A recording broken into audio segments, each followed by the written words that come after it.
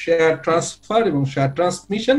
So share transfer এবং ট্রান্সমিশনের যদি আমরা প্রথমে একটু সংজ্ঞা দেখার চেষ্টা করি, সেটি হচ্ছে যে আমরা কোনো কোম্পানির কোনো সদস্য অর্থাৎ শেয়ার হোল্ডার যদি তার জীবিত থাকা অবস্থা অর্থাৎ জীবদ্দশায় কোনো এগ্রিমেন্ট বা চুক্তির মাধ্যমে তার শেয়ার যদি অন্য কোনো ব্যক্তিকে ট্রান্সফার করতে চান, সেটাকে শেয়ার হস্তান্তর বা শেয়ার ট্রান্সফার বলা হয়। শেয়ার ট্রান্সফারের ক্ষেত্রে প্রাইভেট লিমিটেড কোম্পানি কিছু রেস্ট্রিকশন আছে। আমরা যদি কোম্পানি অ্যাক্ট 1994 সালে যে কোম্পানি অ্যাক্টের যে সংজ্ঞা আছে, সংজ্ঞার সেকশন 2 কিউ সেকশনে প্রাইভেট লিমিটেড কোম্পানি সম্পর্কে বলা আছে।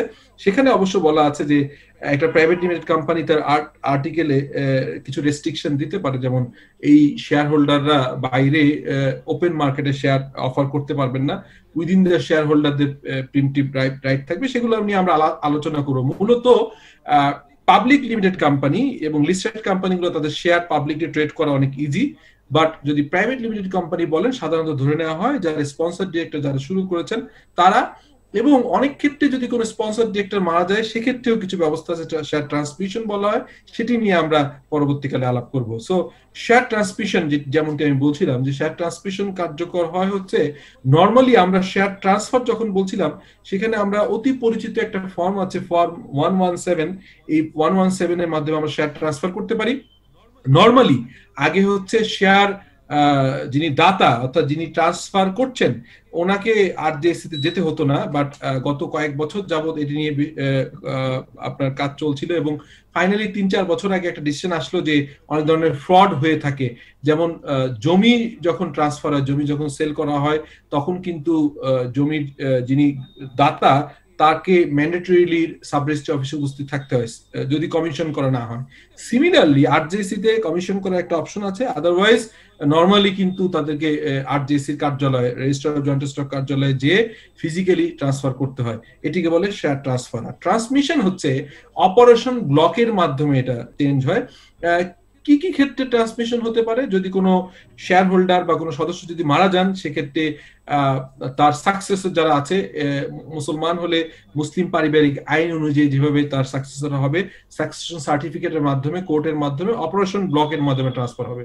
এর বাইরে যেটি হয় সেটি হচ্ছে যে অনেক সময় আপনার মামলা হয়ে যায়, কোর্টে চলে যায়, কোর্টের মাধ্যমে, নিলামের মাধ্যমে, অনেক সময় অকশনের মাধ্যমে নতুন শেয়ার হোল্ডাররা ক্রয় করতে পারেন। এর বাইরে যদি কোনো আরবিট্রেশনে চলে যায়, আরবিট্রেশন ট্রাইব্যুনালে কোনো যদি মামলা চলে যায়, আরবিট্রেশন ট্রাইব্যুনালের মাধ্যমে অ্যাওয়ার্ডেড হয়ে নতুন করে শেয়ার হোল্ডার হিসেবে আসতে পারে। That is called transmission. So share transfer হচ্ছে সরাসরি আমি একজন শেয়ার হোল্ডার, আমি আমার স্বেচ্ছায় সজ্ঞানে একটা নির্দিষ্ট প্রাইসের মাধ্যমে, সেটি পার ভ্যালুতে হতে পারে, প্রিমিয়াম হইতে পারে, ডিসকাউন্ট হইতে পারে, আমি যদি ফর্ম 117 সেলের শেয়ার ফর্ম ফিল আপের মাধ্যমে এবং একটা পরবর্তীকালে আরেকটা ডকুমেন্ট দিতে হয়, ডিড অফ এগ্রিমেন্ট দিতে হয়, সেটি দিয়ে আমি যদি সেল করি তাহলে হচ্ছে ট্রান্সফার। আর আমি যদি না থাকি, আমি যদি মারা যাই বা আমাদের কোনো শেয়ার হোল্ডার মারা যান, তার সাকসেসররা অথবা কোর্টের মাধ্যমে যদি কোনো আপনার নিলাম হয়, সেই নিলামের মাধ্যমে ট্রান্সফার হয়, অথবা আপনার আরবিট্রেশনে যদি আরবিট্রেশন ট্রাইব্যুনালে যায়, সেখানে অ্যাওয়ার্ডেড হয়ে ওনার হতে পারে।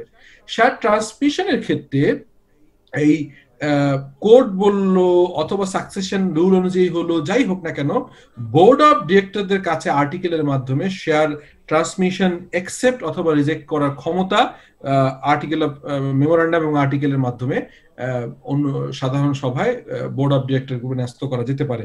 অনেক ক্ষেত্রে আমরা এই সংশ্লিষ্ট কিছু মামলা আছে, আমরা খুব সংক্ষেপে আলাপ করব যে অনেক ক্ষেত্রে বোর্ড অফ ডিরেক্টররা যে ডিসিশন নিয়েছেন, কোর্টের ফাইনালি সেই পক্ষে রায় আসছে, অনেক ক্ষেত্রে সেই রায়টা ওভাবে আসে নাই। আমরা পরবর্তীকালে দেখি যে শেয়ার ট্রান্সফার এবং ট্রান্সমিশন এক জিনিস না।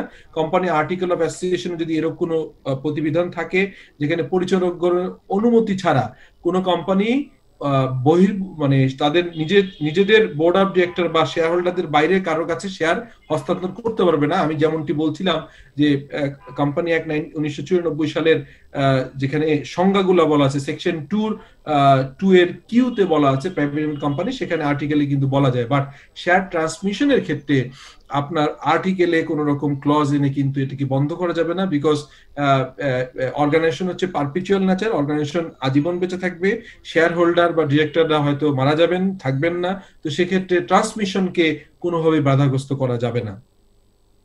শেয়ার ট্রান্সফারের ক্ষেত্রে আর্টিকেলে দু ধরনের সাধারণত রেস্ট্রিকশন দেওয়া থাকে। একটা হচ্ছে শেয়ার ট্রান্সফারের ক্ষেত্রে পরিচালকরা নতুন যে শেয়ার হোল্ডার হিসেবে আসছেন তাকে চুজ করার ক্ষেত্রে তাদের একটা ডিসক্রিশনারি পাওয়ার থাকে। এর বাইরে সেটি হচ্ছে যখন ট্রান্সফারের ইস্যু আসে তখন এক্সিস্টিং শেয়ার হোল্ডাররা অবশ্যই একটা প্রিমটিভ রাইট হোল্ড করেন, একটা অগ্রাধিকারমূলক রাইট রিকগনাইজ করা হয় এখানে, সেটিকে বলা হচ্ছে প্রিমটিভ আপনার মানে রাইট, যেটাকে বলা হয় অগ্রাধিকার রাইট। এর বলে একজন এক্সিস্টিং শেয়ার হোল্ডার সাধারণত সুযোগ পান প্রথমে এই কোম্পানির শেয়ার কেনার জন্য। যদি এক্সিস্টিং শেয়ার হোল্ডাররা এনওসি দেয় যে তারা কিনতে চাচ্ছেন না, তাদের কেনার সামর্থ্য নাই, তাহলে তারা বাইরে অফার করতে পারবে, বাট মূলত প্রথমে এক্সিস্টিং শেয়ার হোল্ডারদের ভিতরেই অফার করতে হবে। শেয়ার প্রিমটিভ রাইট সম্পর্কে আমরা বলেছি, কোন সদস্য শেয়ার হস্তান্তরের সর্বপ্রথম এক্সিস্টিং শেয়ার হোল্ডারদের নিকট এই বিক্রয় প্রস্তাব বা ট্রান্সফার প্রস্তাব উপস্থাপন করবেন। এক্সিস্টিং শেয়ার হোল্ডাররা যদি কোনো ক্রয়ে সম্মত না হন তাহলে তারা এনওসি দিবেন, এবং এনওসি পাওয়ার পরে অন্য শেয়ার হোল্ডারদের কাছে এই শেয়ার ট্রান্সফার করা যাবে। এই যে একটা অধিকার এক্সিস্টিং শেয়ার হোল্ডার আছে, সেই অধিকারকে বলা হয় অগ্রাধিকার। অগ্রাধিকার যেটি একটা অগ্রাধিকার রাইট, যেটাকে একটা তার একটা অধিকার থাকে। এর বাইরে শেয়ারের মূল্য, এখন কোশ্চেন হচ্ছে যে একটা কোম্পানির A B C D E F 6 জন শেয়ার হোল্ডার, সেক্ষেত্রে বি উনি শেয়ার সেল করতে চাচ্ছেন, এখানে সি ডি অথবা যে কেউ কিনলেন, অথবা তারা অনিচ্ছা প্রকাশ করায় তার এনওসি দেয় বাইরের কোনো শেয়ার হোল্ডার কিনতে চান আপনার পটেনশিয়াল একজন শেয়ার হোল্ডার, সেক্ষেত্রে প্রাইসিং মডেলটা কি হবে? প্রাইসিং মডেল সাধারণত ফাইন্যান্স টিমের সঙ্গে কাজ করে এবং এক্সটার্নাল অডিটর যারা নিয়োগ করা আছে অথবা ভ্যালুয়ার অথবা এক্সটার্নাল অডিটর জয়েন্টলি কাজটা করতে পারে, যে আসলে শেয়ারটা কি পার ভ্যালুতে হবে নাকি প্রিমিয়ামে হবে নাকি এটি ডিসকাউন্টে হবে। এর বাইরে আরেকটা জিনিস খুব ইম্পর্টেন্ট, সেটা হচ্ছে এই শেয়ার ট্রান্সফার অথবা ট্রান্সমিশনের ক্ষেত্রে, স্পেশালি ট্রান্সফারের ক্ষেত্রে প্রাইভেট লিমিটেড কোম্পানির ক্ষেত্রে আপনার আর্টিকেল অফ অ্যাসোসিয়েশনের যে কমপ্লায়েন্স গুলো, যে প্রভিশন গুলো আছে, সেগুলো কমপ্লায়েন্স করা খুবই জরুরি। এই কমপ্লায়েন্স যদি প্রপারলি না করা হয় সেক্ষেত্রে পরবর্তীকালে কিন্তু আদালত বা অন্য জায়গায় এর বিরুদ্ধে কোনো মামলা হলে সেটি কিন্তু সবসময় এর পক্ষে নাও আসতে পারে। সেক্ষেত্রে কমপ্লায়েন্স গুলো মেনটেন করা খুবই জরুরি, এবং কমপ্লায়েন্স মেনটেন করলে পরবর্তীকালে কোনো রকম ঝামেলা হওয়ার বা মামলা বা মোকদ্দমায় যাওয়ার হয়তো প্রয়োজন হবে না। সো এই আমাদের সংক্ষিপ্ত আলোচনা ছিল। এর ভিতরে একটি কেসের কথা বলছিলাম।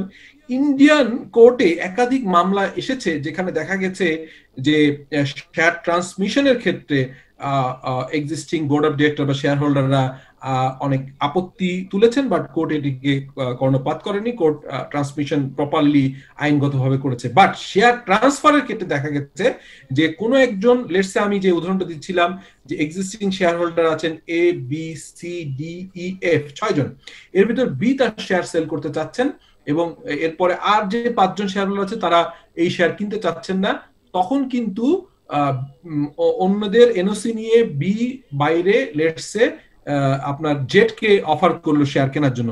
এখন জেটকে নতুন শেয়ার হোল্ডার হিসেবে ইনক্লুশনের জন্য বোর্ড অফ ডিরেক্টর তাকে যথাযথ মনে করেন নাই। মনে করা হয়েছে যে এই জেট যদি কোম্পানিতে শেয়ার হোল্ডার হিসেবে আসেন এবং পরবর্তীকালে বোর্ডে আসার চেষ্টা করেন, সেক্ষেত্রে এই বিজনেসের ইন্টারেস্ট এর পরিপন্থী হবে। সেক্ষেত্রে তারা এটাকে প্রত্যাখ্যান করে এবং কোর্টে কিন্তু এই বোর্ড অফ ডিরেক্টরের ডিসিশনটাকে লজিক্যাল হিসেবে এস্টাবলিশ হয় এবং কোর্ট তার এই এক্সিস্টিং বোর্ড অফ ডিরেক্টরদের পক্ষে রায় ঘোষণা করে। সো এই ধরনের মামলা আমরা ইন্ডিয়ান কোর্টে একাধিক দেখেছি। ডিয়ার পার্টিসিপেন্ট, আমার প্রিয় ছাত্রছাত্রী, honourable board of directors of many public and private company এবং যারা বিজনেস ফ্যাকাল্টিতে পড়ছেন, তাদের জন্য আমি কন্টিনিউয়াসলি বিভিন্ন টপিকস আইএসআইএফআরএস নিয়ে কথা বলি। সেটি একটি নির্দিষ্ট গোত্রের জন্য, বাট কোম্পানি একটা আরো ওয়াইড পার্সপেক্টিভ ইউজ হয়। এখানে অনেকেই ইন্টারেস্টেড গ্রুপ আছে। সো আমি এরকম আরো কিছু ভিডিও বানাবো, সেই ভিডিওগুলো দেখার অগ্রিম আমন্ত্রণ জানিয়ে শেষ করছি আজকের মতো। আসসালাম।